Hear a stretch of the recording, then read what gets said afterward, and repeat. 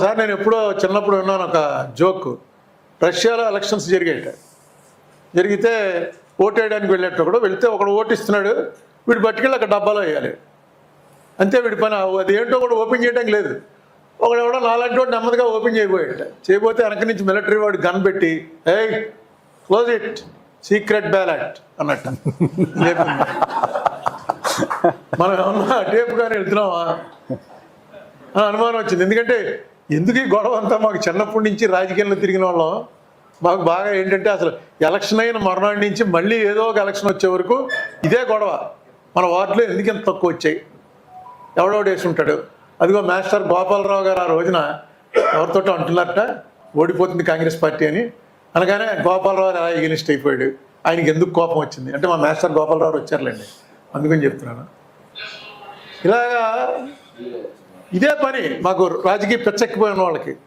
నాకు ఇప్పుడు అనిపిస్తుంది ఇప్పుడు ఇంకా పెచ్చ కూడా ఎక్కదా, ఆఖరిని ఏమవుతుందో ఎవరికి తెలియదు. ఓటింగ్ సంగతి ఒకటి మర్చిపోయి రాజకీయం చేసుకోండి అంటున్నారు. ఓటింగ్లో ఏం జరుగుతుంది అన్నది మీకు అనవసరం, మిగతా రాజకీయం మీరు చేసుకోండి. ఆ టైంకి డిసైడ్ అవుతుంది బ్యాలెట్లో ఎలా చేయాలి ఏంటని. ఇది ఎక్కడికి పోతుందో తెలియనటువంటి పరిస్థితి. ఒక రకంగా ప్రజాస్వామ్యం అనేది క్లోజ్ అవుతుందేమో అన్న భయం కూడా వస్తే తప్పేం లేదు. ఇంకొకటి మొన్న పరకాల ప్రభాకర్ అడుగుతుంటే చూశాను, సీసీ కెమెరాలను పెట్టారు పోలింగ్ బూత్ బయట. అంటే క్యూలో ఉన్నటువంటి జనం అది పూర్తిగా క్లోజ్ అయ్యే వరకు ఆ సీసీ కెమెరాలు రన్ అవుతాయి. మనందరికీ తెలుసుగా సీసీ కెమెరాలు. పోలింగ్ బూత్ల దగ్గర సీసీ కెమెరాలు పెట్టారు. రాత్రి 8 దాటిన తర్వాత 12 గంటల లోపు 40% పోలింగ్ అయిపోయింది. 8కేమో మీకు మొత్తం అక్కడ బూత్లో 1000 ఓట్లు ఉంటే రాత్రి 8 అయ్యేటప్పటికి 300 ఓట్లు పడ్డాయి. 8 నుంచి 12 మధ్యలో ఇంకొక 400 ఓట్లు పడ్డాయి అని వాళ్ళు లెక్కిచ్చారు. లెక్కిస్తే సీసీ కెమెరాలు చూపించండి, ఆ టైంకి ఏం జనం లేరు ఇక్కడంటే సీసీ కెమెరాలు మేము చూసుకోవడానికి కానీ మీకు చూపించడానికి కాదు. సీసీ కెమెరాలు చూపించడం అనేది ఎక్కడ వినలేదు నేను. ఏ అఫెన్స్ జరిగినా ఇప్పుడు ఇమ్మీడియట్గా దానికి ఎవిడెన్స్ సీసీ కెమెరాలోనే చూస్తున్నారు. సీసీ కెమెరాలు చూపించట్లేదండి. ఎక్కడైనా ఓటర్లో చూపించారా? ఆయన చెప్తాడు అనుకోండి మళ్ళీ నేను ఆయన చూసిందే ఆయన చూపెట్టిందే నేను చూసి ఇంకా సీసీ కెమెరాలు ఎందుకు అసలు గోల్డ్ అంత డబ్బు ఖర్చు పెట్టి తీసుకొచ్చి పెట్టి అక్కడ ఆ టైం క్యూలు ఉన్నాయని చూపిస్తే మనకు కూడా సాటిస్ఫాక్షన్ అవుతుందిగా. ఇదిగో బిట్వీన్ 8 and 12 విజయవాడలో పలానా బూత్ దగ్గర ఇది పరకాల ప్రభాకర్ అనే ఆయన మమ్మల్ని క్వశ్చన్ చేశాడు, విజయవాడలో ఎవరు లేరని. ఇదిగో అని వాళ్ళే సుమోటో చూపించాలి.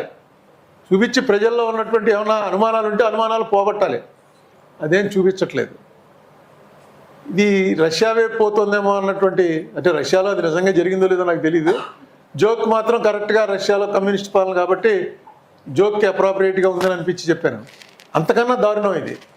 ఎందుకంటే still we call our selves as a democratic country. మనందరం సిటిజన్స్ అని మొన్నటిదాకా అనుకునే వాళ్ళం, ఇప్పుడు అది లేదని చెప్పి మొన్నే తేలింది. ఎందుకంటే మన దగ్గర ఉన్న ఏ డాక్యుమెంట్ కూడా సిటిజన్షిప్ కన్ఫర్మ్ చేయడానికి సరిపోవట. బహుశా ప్రపంచంలో ఇండియాలోనే ఉంటుందేమో, నువ్వే చెప్పాలి.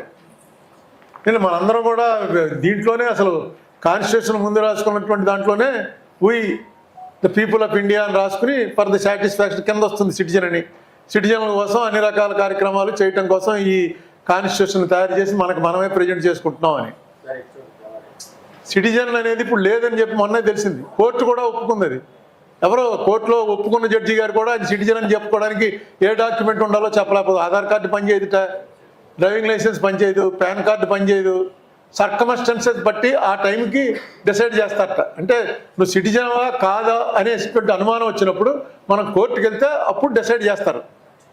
అప్పుడు దాకా మనం అందరం సిటిజన్ అనుకుంటే సిటిజన్, కాదనుకుంటే కాదు. ఇది ఇంతకాలం బయటికి రాలేదు. ఇప్పుడు ఎందుకు బయటకు వస్తుందంటే సిటిజన్లు కాదని చెప్పి చాలామందిని బయటికి గంటేస్తున్నారు. ఏ ప్రాతిపదిక మీద గంటేస్తున్నారా అని అనుమానం వచ్చినప్పుడు అసలు ఎవడు సిటిజన్ ఎవరికి తెలియదు. మొన్న ఎవరో సోషల్ మీడియాలో ఒక జోక్ పెట్టాడు, ఒక కుక్క ఒకటి పరిగెత్తుకుంటూ వెళ్ళిపోతూ ఉంటాడు అడవిలో. వెళ్ళిపోతుంటే ఎవరో ఆపి ఏంటి అలా పరిగెడుతున్నాడు అని అంటే మొత్తం రాజుగారు చెప్పారు అడవిలో ఉన్న గేదెలన్నింటినీ కూడా వెంటనే తీసుకొచ్చి రాజాస్థానం ముందు పెట్టమన్నారు అందుట. ఎవరు గేదెలు పెట్టమంటే నువ్వెందుకు పరిగెడుతున్నావు అన్నాను. నన్ను తీసుకెళ్ళి అక్కడ పెట్టిన తర్వాత నేను గేదెని ప్రూవ్ చేసుకుంటే వదులుతారు, లేకపోతే వదలరు. నీకేం తెలుసు ఇక్కడ రూలు, పరిగెత్తి నువ్వు పరిగెత్తి నిన్ను పట్టుకుపోతారన్నట్టు. ఏది కాదని నేనే చెప్పి ఏది కాదని నేను ప్రూవ్ చేసుకునే వరకు లోపలే ఉండాలి. ఏదైనా పట్టుకోమన్నాడు ఆయన, అన్నీ పట్టుకుపోతారు వీళ్ళు. ఇప్పుడు అదే జరుగుతుంది. వాడెవడో బంగ్లాదేశ్ నుంచి వస్తున్నాడు, వీడెవడో పాకిస్తాన్ నుంచి వస్తున్నాడు, వాళ్ళ సిటిజన్షిప్. మనం ఏమనుకుంటాం అంటే ఈ ఆధార్ కార్డు ఉంటే ఇది సిటిజన్షిప్ ఏమో అనుకుంటాం, ఓటర్ కార్డు ఉంటే సిటిజన్షిప్ ఏమో అనుకుంటాం, పాన్ కార్డు ఉంటే ఇన్కమ్ ట్యాక్స్ కడుతున్నాం కాబట్టి ఇదేదో కొంచెం పెద్ద సిటిజన్ ఏమో అనుకుంటాం. ఇవేవి కాదండి. ఎవరు చెప్తే నేను సిటిజన్ అవుతాను అంటే అది కూడా వాళ్ళు ఎవరు చెప్పట్లే. అప్పుడు ఉన్నటువంటి పరిస్థితులను బట్టి, ఆ సర్కమ్స్టెన్సెస్ని బట్టి నువ్వు సిటిజన్ అనేది తేలడానికి చాలా ఉన్నాయి తప్ప there is no such card to prove that you are a citizen. ఆలోచన చేయవలసినటువంటి టైం అయితే వచ్చింది. కొంచెం పెద్దవాళ్ళు ఓన్లీ ఇదేదో కేవలం రాజకీయ నాయకులకు సంబంధించింది అని అనుకుంటే చాలా పొరపాటు. ఇది రాజకీయ నాయకులకు కానీ రాజకీయ పార్టీలకు కానీ సంబంధించింది కాదు. ఇది ఎటు పోతున్నామో తెలియకుండా తీసుకెళ్తున్నటువంటిది. దీనికి నేను అడిగితే మళ్ళీ తప్పుపడతారేమో కానీ మొట్టమొదట దీన్ని టేకప్ చేయవలసింది ఎవరంటే చంద్రబాబు నాయుడు గారు. ఎందుకంటే ఫస్ట్ టేకప్ చేసింది ఆయనే. 2004 ఎలక్షన్లు అయిన తర్వాత ఈవీఎంల్లో తప్పులు జరగడానికి అవకాశం ఉందని ఫస్ట్ ఆయనకి సంబంధించినటువంటి ఆయన కూడా మీట్ అయ్యాను నేను. ఆయన పేరు హరిప్రసాద్ అనే ఆయన మీద పోలీస్ కేసు పెట్టి ఆయన ఈవీఎం పట్టుకొచ్చాడు ఒకటి చూపించడానికి. ఈ ఈవీఎం ఎక్కడి నుంచి దొంగతనం చేశామని ఆయన ఎక్కడో కోర్టు అరెస్ట్ చేసి ఈ వాజ్ ఇన్ రిమాండ్. తర్వాతనే కలిసినప్పుడు ఆయన చెప్పాడు కొంచెం వివరాలు. అయితే నాకు టెక్నికల్గా అంత అర్థం చేసుకోగల కెపాసిటీ లేదు. బట్ డెఫినెట్గా నెగ్గినవాడికి ఓడినవాడికి అని కాదు ఇది. చంద్రబాబు నాయుడు గారు ఇప్పుడున్న స్టేజ్లో, ఇప్పుడున్న స్టేటస్లో ఆయన మీద ఆధారపడి గవర్నమెంట్ నడుస్తున్నటువంటి సమయంలో అసలు ఈ ఈవీఎంలు అనే దాంట్లో కరెక్ట్ జరుగుతుందా, తేడా జరుగుతుందా? ఇక్కడ తేడా జరిగింది కాబట్టి చంద్రబాబు నాయుడు గారు అధికారంలోకి వచ్చాడు అని ఎవరు అంటలే. కానీ తేడా జరగడానికి అవకాశం ఉన్నప్పుడు ఇంతకుముందు ఏదైతే 2004లో ఉందో అదే రన్ అవుతుంది కదా. అప్పుడు ఇంకా కొంచెం ట్రాన్స్పరెన్సీ ఉంది. ఎలక్షన్ కమిషన్ అన్నవాడిని on par with president of India, chief justice of supreme court ఆ లెవెల్లో ఉండేది. ఇప్పుడు డైరెక్ట్గా is a servant of government అయిపోయింది ఎలక్షన్ కమిషన్. సో డెఫినెట్గా చంద్రబాబు నాయుడు గారి లెవెల్ మనిషే దీన్ని రైట్ చేస్తే ఇది ఈవేళ నేను మొదలెట్టింది కదా, ఇది నాదే, అసలు పేటెంట్ నాదే, నేనే ఫస్ట్ ఇది క్లెయిమ్ చేసిన వాడిని అని అడగచ్చు. రేపు ఎవరన్నా తెలుగుదేశం వారు కనుక ఇది చూసుంటే, టీవీ ఇక్కడ ఎవరు ఉండరు, ఇది చూసుంటే ఒకసారి చెప్పండి మీ పార్టీలో కూడా చేస్తే కరెక్ట్ అని. లేకపోతే నెక్స్ట్ టైంకి మీ మీద ప్రయోగించవచ్చు. ఎవరి మీదైనా వాళ్ళకి తెలిసిపోయిన తర్వాత, పట్టు తెలిసిపోయిన తర్వాత ఎవరి మీదైనా ప్రయోగించాలి. మీ మీద కోపం వస్తే మీ మీద, వాళ్ళ మీద కోపం వస్తే వాళ్ళ మీద ప్రయోగిస్తారు. మొన్న ఒక ఆయన కలిశాడు నాకు, నరేంద్ర తీసుకొచ్చాడు, వంగవీటి నరేంద్ర తీసుకొచ్చాడు.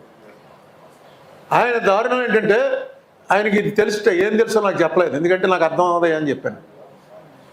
ఆయన మమతా బెనర్జీ ఓడిపోతుంది అని ఇంకా పోలింగ్ కూడా అవ్వలేదు, ఎస్ఎంఎస్ పంపాడు.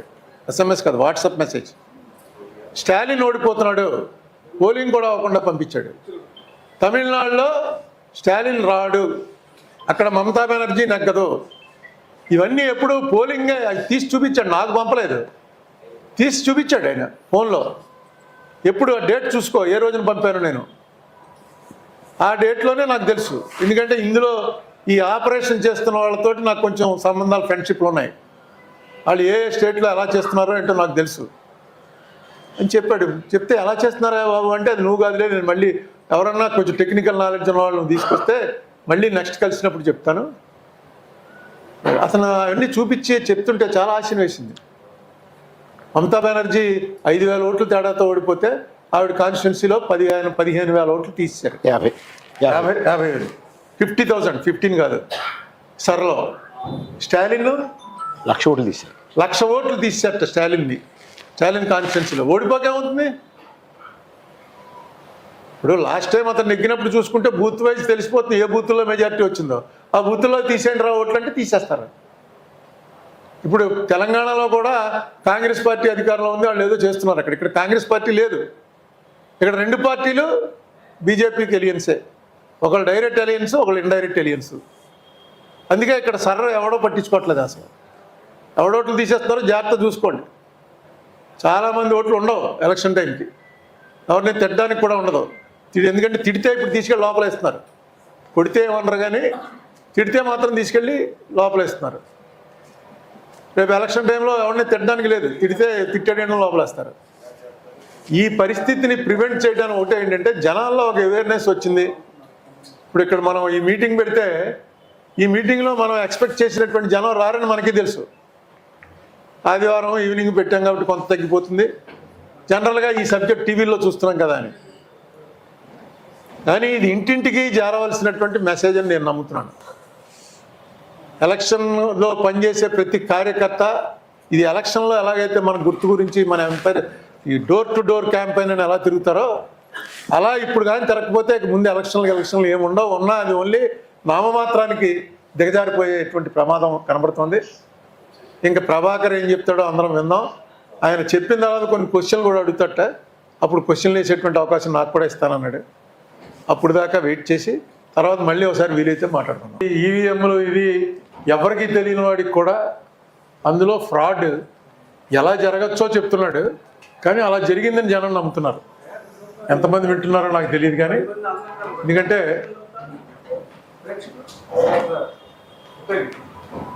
అన్ని ఉదాహరణలతోటి ఇదే నాకు ఉన్న కొంచెం నాలెడ్జ్ ఏంటంటే ఇందులో మొట్టమొదటి నుంచి ఈవీఎంల్లో ఏం జరుగుతుందన్నది మళ్ళీ లెక్కెట్టిన తర్వాత చూసుకోవటం తప్ప అందులో మోడీ చేయొచ్చని మామూలు వాళ్ళకైతే తెలియదు.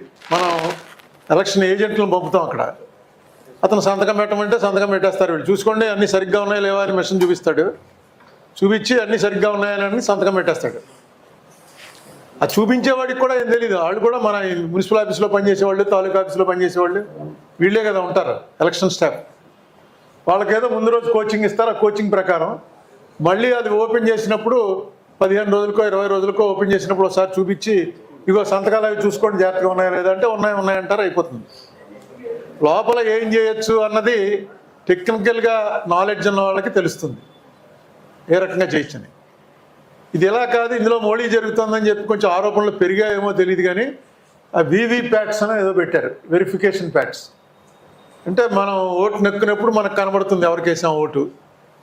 కావాలంటే ఎవరైతే ఎలక్షన్లో పోటీ చేశాడో అతను కానీ లేకపోతే అతని ఏజెంట్లు కానీ మాకు అనుమానం ఉంది రీకౌంట్ పెట్టండి అని అడిగితే వీవీప్యాట్లు తీసి లెక్క పెట్టాలి. అందుకోసం ఆ వీవీప్యాట్ కానీ లెక్క పెట్టమన్నారు. ఇక లెక్క పెట్టడం దానికి వీవీప్యాట్లు ఎందుకు? కోర్టుకు వెళ్ళారు. కోర్టు వారు విచిత్రంగా 5% కదా, 5% లెక్క పెడితే చాలండి అన్నారు. 5% లెక్క పెట్టండి, అది పెట్టిందే అందుకు. పోనీ వాడు ఎవడైతే అడుగుతున్నాడో రీకౌంట్ అని వాడి దగ్గర ₹1,00,000 తీసుకోండి, 10 లక్షలు తీసుకోండి, 10 లక్షలు కడితేనే లెక్క పెడతాం మాకు అంత ఖర్చు అవుతుందని పెట్టేవాళ్ళు ఉన్నారు. ఎలక్షన్ అంటే కోట్ల మీద పోతుంది. ఇది ఎక్కడ లేదు అసలు. ఎందుకు పెట్టారు వీవీప్యాట్లు? మళ్ళీ అదో ఖర్చు తక్కువ. మామూలుగా ఎలక్షన్ కమిషన్ వేయడానికి ప్రొసీజర్ ఏదో ఒక అపోజిషన్ లీడర్ ఉండాలి, ఒక జడ్జి గారు ఉండాలి, ఒక ఇటు నుంచేమో రూలింగ్ పార్టీ నుంచి హోమ్ మినిస్టర్ ఉంటాడు, ఇంకోటి ఎవడో ఉంటాడు, నలుగురు ఎంతమంది ఉండేవారు. ముందు అపోజిషన్ లీడర్ని తీసేశారు, ఇప్పుడు జడ్జిని కూడా తీసినట్టున్నారు. అంటే వాళ్ళే అపాయింట్ చేస్తారు ఎలక్షన్ కమిషన్ ఎవడన్నది. ఇంత ఒకసారి నేను ఎప్పుడో చిన్నప్పుడు విన్నాను ఒక జోక్. రష్యాలో ఎలక్షన్స్ జరిగితే ఓటు వేయడానికి వెళ్తే ఒకడు ఓటు ఇస్తున్నాడు, వీడు పట్టుకెళ్ళి అక్కడ డబ్బాలో వేయాలి అంతే. వీడి పని అది ఏంటో కూడా ఓపెన్ చేయడానికి లేదు. ఒకడెవడో నాలాంటి వాడు నెమ్మదిగా ఓపెన్ చేయబోతే వెనక నుంచి మిలిటరీ వాడు గన్ పెట్టి ఏయ్ క్లోజ్ ఇట్ సీక్రెట్ బ్యాలెట్ అన్నట్టు.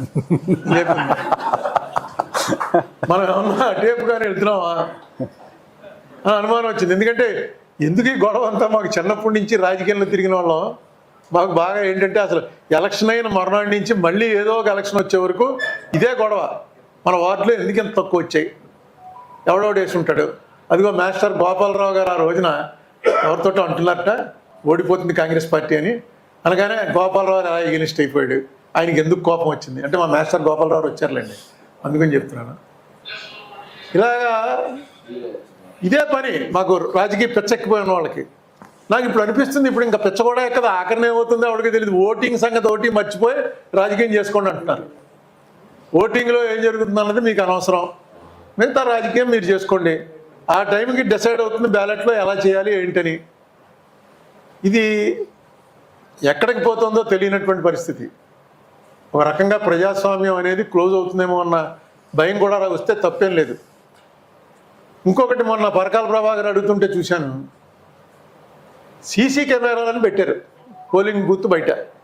అంటే క్యూలో ఉన్నటువంటి జనం అది పూర్తిగా క్లోజ్ అయ్యే వరకు ఆ సీసీ కెమెరాలు రన్ అవుతాయి. మనందరికీ తెలుసుగా సీసీ కెమెరాలు, పోలింగ్ బూత్ల దగ్గర సీసీ కెమెరాలు పెట్టారు. రాత్రి 8 దాటిన తర్వాత 12 గంటల లోపు 40% పోలింగ్ అయిపోయింది. 8కేమో మీకు మొత్తం అక్కడ బూత్లో 1000 ఓట్లు ఉంటే రాత్రి 8 అయ్యేటప్పటికి 300 ఓట్లు పడ్డాయి. 8 నుంచి 12 మధ్యలో ఇంకొక 400 ఓట్లు పడ్డాయి అని వాళ్ళు లెక్కిచ్చారు. లెక్కిస్తే సీసీ కెమెరాలు చూపించండి, ఆ టైంకి ఏం జనం లేరు ఇక్కడంటే, సీసీ కెమెరాలు మేము చూసుకోవడానికి కానీ మీకు చూపించడానికి కాదు. సీసీ కెమెరాలు చూపించడం అనేది ఎక్కడ వినలేదు నేను. ఏ అఫెన్స్ జరిగినా ఇప్పుడు ఇమ్మీడియట్గా దానికి ఎవిడెన్స్ సీసీ కెమెరాలోనే చూస్తున్నారు. సీసీ కెమెరాలు చూపించట్లేదండి. ఎక్కడైనా ఓటర్లో చూపించారా? ఆయన చెప్తాడు అనుకోండి మళ్ళీ, నేను ఆయన చూపెట్టిందే నేను చూసి ఇంకా సీసీ కెమెరాలు ఎందుకు అసలు బోల్డ్ అంత డబ్బు ఖర్చు పెట్టి తీసుకొచ్చి పెట్టి అక్కడ ఆ టైం క్యూలు ఉన్నాయని చూపిస్తే మనకు కూడా సాటిస్ఫాక్షన్ అవుతుందిగా. ఇదిగో బిట్వీన్ 8 and 12 విజయవాడలో పలానా బూత్ దగ్గర ఇది పరకాల ప్రభాకర్ అనే ఆయన మమ్మల్ని క్వశ్చన్ చేశాడు, విజయవాడలో ఎవరు లేరని. ఇదిగో అని వాళ్ళే సుమోటో చూపించాలి. చూపించి ప్రజల్లో ఉన్నటువంటి ఏమైనా అనుమానాలు ఉంటే అనుమానాలు పోగొట్టాలి. అదేం చూపించట్లేదు. ఇది రష్యా వైపు పోతుందేమో అన్నటువంటి, అంటే రష్యాలో అది నిజంగా జరిగిందో లేదో నాకు తెలియదు. జోక్ మాత్రం కరెక్ట్గా రష్యాలో కమ్యూనిస్ట్ పాలన కాబట్టి జోక్కి అప్రాప్రియేట్గా ఉందని అనిపించి చెప్పాను. అంతకన్నా దారుణం ఇది. ఎందుకంటే still we call our selves as a democratic country. మనందరం సిటిజన్స్ అని మొన్నటిదాకా అనుకునే వాళ్ళం, ఇప్పుడు అది లేదని చెప్పి మొన్నే తేలింది. ఎందుకంటే మన దగ్గర ఉన్న ఏ డాక్యుమెంట్ కూడా సిటిజన్షిప్ కన్ఫర్మ్ చేయడానికి సరిపోవట. బహుశా ప్రపంచంలో ఇది ఇండియాలోనే ఉంటుందేమో.